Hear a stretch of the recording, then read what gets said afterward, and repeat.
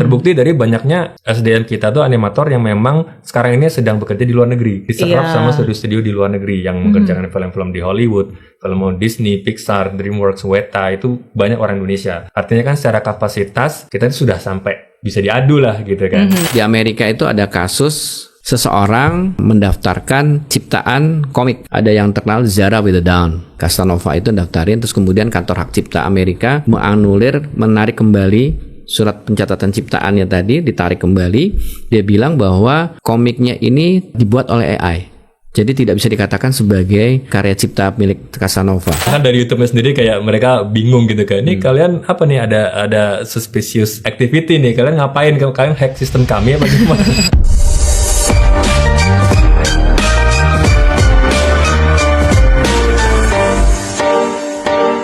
Halo Sobat Pengayoman, kita berjumpa lagi di podcast WhatsApp Kementerian Hukum Republik Indonesia bareng saya Marcelina Tumundo. Kita sudah hadirkan ada 2 narasumber yang akan berbagi bersama di WhatsApp kali ini. Yang pertama saya sapa ada Mas Boni Wirasmono, CEO The Little Giants. Halo Mas Boni. Halo. Apa kabar Mas Boni? Alhamdulillah sehat. Alhamdulillah. Kemudian ada Pak Agung Damar Sasongko, Direktur Hak Cipta dan Desain Industri. Pak Agung, apa kabar? Baik Mbak, terima kasih.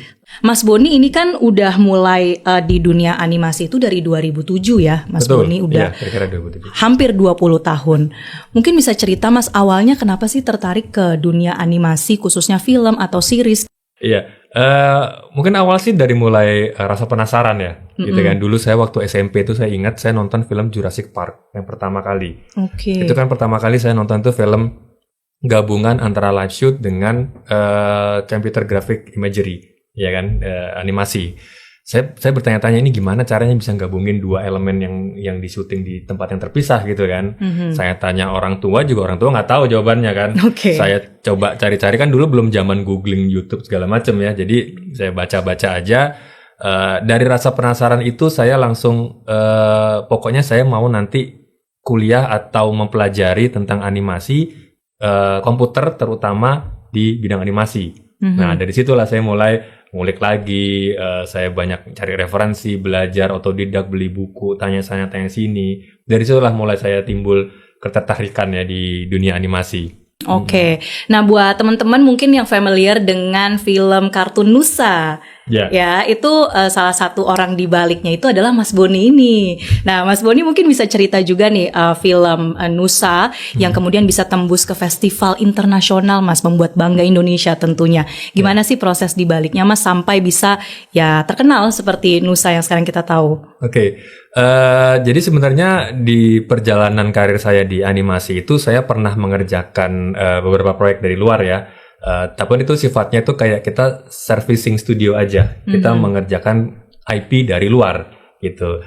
Walaupun ada beberapa kali kita pernah juga ngerjain IP sendiri, cuman saya bukan kreatornya. Saya memang bekerja di sebuah studio yang memproduksi IP gitu. Nah, dari situ sedikit banyak saya belajar lah bagaimana sih IP itu bekerja, bagaimana IP itu bisa dimonetisasi dan segala macam. Hingga akhirnya ketika ada kesempatan kembali ke Indonesia untuk develop studio Little Giant, studio kita sekarang ini, ide-ide itu mulai muncul lagi nih, karena kita beberapa kali udah pernah ngerjain servicing gitu ya, proyek-proyek service. Kita kepikiran kenapa nggak kita bikin sendiri lagi nih IP, karena secara human resource kita sudah bisa dibilang sangat-sangat mumpuni, sangat-sangat bisalah diadu sama ya seniman-seniman atau animator di luar negeri. Terbukti dari banyaknya SDM kita tuh animator yang memang sekarang ini sedang bekerja di luar negeri, diserap sama studio-studio di luar negeri yang mengerjakan film-film di Hollywood, film Disney, Pixar, DreamWorks, Weta, itu banyak orang Indonesia. Artinya kan secara kapasitas kita sudah sampai bisa diadu lah gitu kan. Nggak kalah ya dengan yang memang produksi dari luar. Ya mungkin karena mereka exposure-nya, mungkin budgetnya memang lebih besar, karena itulah mereka lebih maju. Nah dari situ kita kepikiran untuk yaudah deh kita coba yuk, kita start small aja dulu. Kita bikin sesuatu yang sederhana, yang penting premisnya nyampe. Emang ekspektasinya dulu apa, Mas, yang mungkin belum setinggi itu? Jadi waktu itu tuh kita mau launching di sebuah acara pameran ya di Muslim Bazaar gitu. Kita tuh waktu itu cuman aim itu di 900 orang subscribers aja dalam 3 hari, itu kita udah senang gitu. Nah, ketika kita launch, kita sebarkan ke teman-teman dekat, ke komunitas, ternyata growth-nya cepat banget. Waktu itu kalau untuk ukuran YouTube ya, kita dalam 3 hari sudah sampai 100.000 subscribers. Wow, dari 900 tadi ya. Orang. Harus lebih tinggi lagi nih berarti Mas Boni ya. Iya, itu kan luar biasa. Bahkan dari YouTube-nya sendiri kayak mereka bingung gitu kan. Ini kalian apa nih, ada suspicious activity nih. Kalian ngapain? Kalian hack sistem kami apa gimana?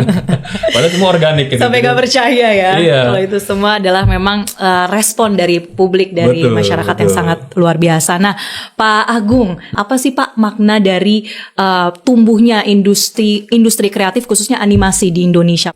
Nah, tentunya di sini juga akan menumbuhkan pertumbuhan dari ekonomi kreatif yang ada di Indonesia.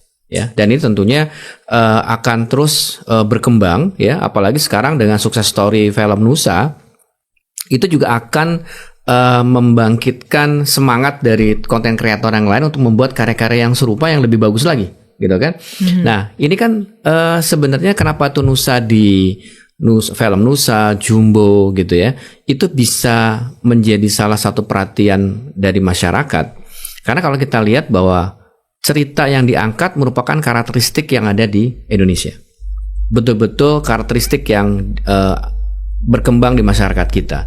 Dan kemudian juga ceritanya original, bukan remake dari sebuah karya dari luar negeri kemudian dibuat ulang gitu ya, tidak. Tapi betul-betul yang original memang itu ada di sekitar kita. Jadi masyarakat pun juga menikmati bahwa ini adalah karya yang memang memiliki kekuatan dengan masyarakat ya.